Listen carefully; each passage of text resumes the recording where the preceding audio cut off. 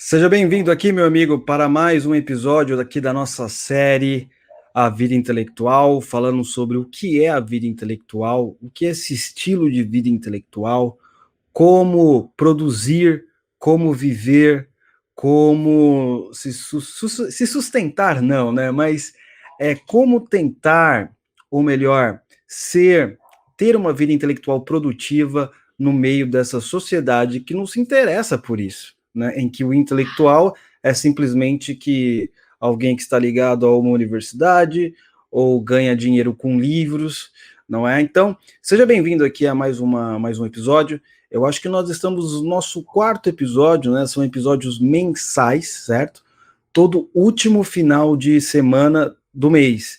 E eu tô comentando uma pequena falha com vocês. No próximo episódio, assim que terminar esse, eu já vou deixar agendado o próximo episódio, certo? Eu sempre vou tentar colocar entre a quarta e quinta do último mês, tá? Sempre finalzinho. Esse é o momento que nós temos para simplesmente se desligar um pouco das coisas que acontecem no mundo, das coisas que acontecem na política, da loucura, das decepções ou das gratificações, enfim, são muitas coisas que acontecem, né, que deixam a nossa cabeça no estado de loucura total. Fala a verdade. Quantas e quantas vezes o seu ânimo subiu, né? Você teve, quer dizer, quando é ânimo sempre sobe, né?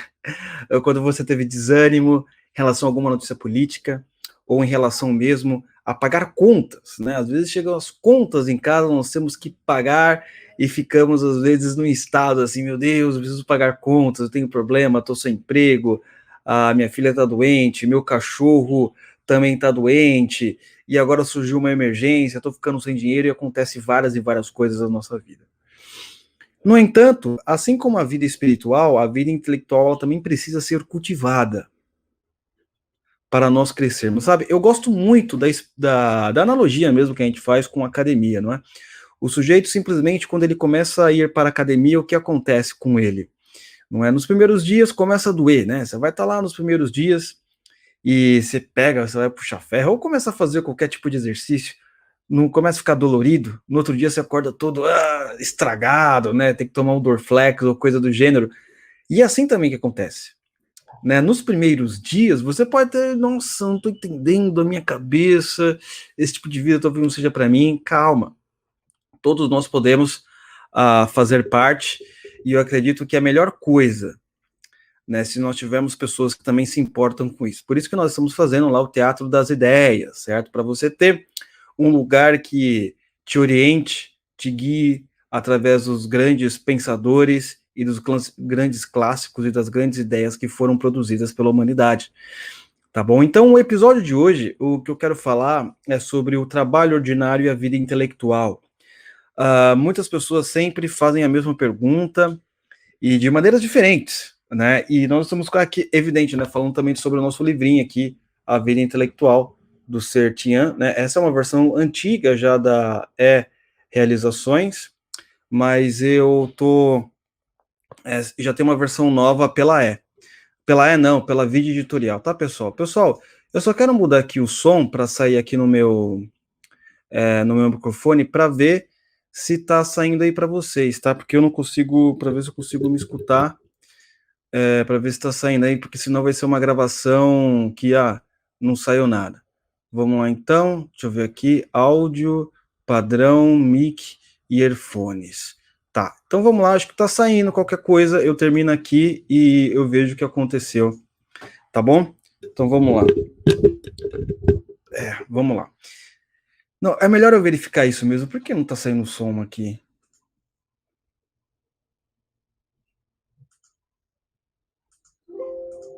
Estranho, era pra tá saindo.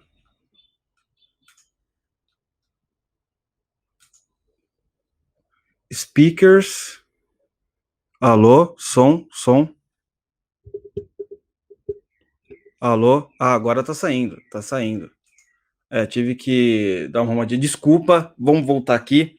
Agora eu tô me ouvindo, agora eu sei que também o som tá chegando aí para vocês, tá bom? Que tava no mute, então tava saindo, até achei estranho, tá? Então, nós estamos ali perto da página 63, né? Se você tiver com o seu livrinho também. Estamos ali perto da página 63, 65. Qual que é o capítulo aqui? Capítulo 4. Cultivar os relacionamentos necessários, né, para a nossa vida. Na verdade, é capítulo 3, a organização da vida, mais o subcapítulo 4. Dentro do capítulo 3 tem um subcapítulo 4, tá? Muito importante aí para quem está começando. Por quê? Qual que é o imaginário, né? Você imagina assim, o que acontece com as pessoas no Brasil? Ou talvez no mundo seja assim também. Sempre quando nós começamos uma nova empreitada, nós queremos sempre fazer aquilo que é ideal, não aquilo que é necessário. Ó, acompanhe, por exemplo, alguém que simplesmente estava muito tempo fora da igreja, né? Fazia tempo, e ele começa a ir para a igreja. Vem aquele ânimo, né? Aquele desejo, aquele fogo, aquela vontade.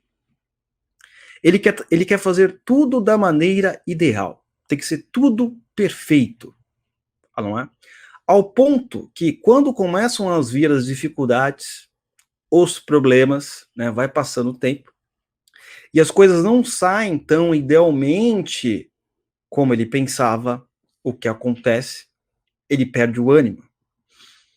E ele começa a fazer as coisas de maneira mais relaxada, como ele fazia a princípio, e ele vai simplesmente desistindo até sair. Mas por quê? Porque ele colocou muitas vezes um padrão ideal, não é? Inalcançável, na maioria das vezes. Não é? Talvez era algo que estava só na cabeça dele. Não que os grandes homens da fé cristã faziam ao longo da história, executavam ao longo da história. E na vida intelectual também é a mesma coisa. O cara começa a cultivar nesta vida intelectual, começa com o ideal. Não, 300 livros por dia, 10, 5, e vai. Ideal. Aí um dia não lê porque tá cansado. Aí no segundo dia não lê porque não dá. Aí no terceiro porque tá doente. No quarto porque brigou com a mulher.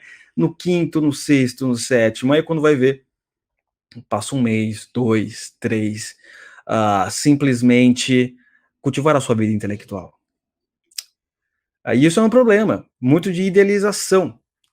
Por quê? Porque nós não gostamos de persistência e disciplina. Nós só gostamos de agir quando estamos com um sentimento à flor da pele. Né?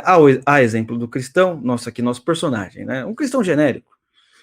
Não é? Ele tem uma vida espiritual um pouco capenga, mas quando tem um problema, vem aquele sentimento, aquele sentimento de fé estrondosa, sabe? Ele aí começa a orar ou rezar, aí começa a pedir, começa a ler todo dia, mas aí a coisa sempre sobe e vai caindo, sabe? Ele não consegue manter um ritmo adequado para as suas necessidades, ou melhor, um ritmo adequado de acordo com aquilo que é pedido, sabe?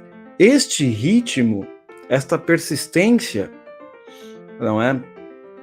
Dos seus 20 minutos de vida devocional, por assim dizer, não sei qual que é o tempo ideal, estou dando aqui apenas um exemplo, tá?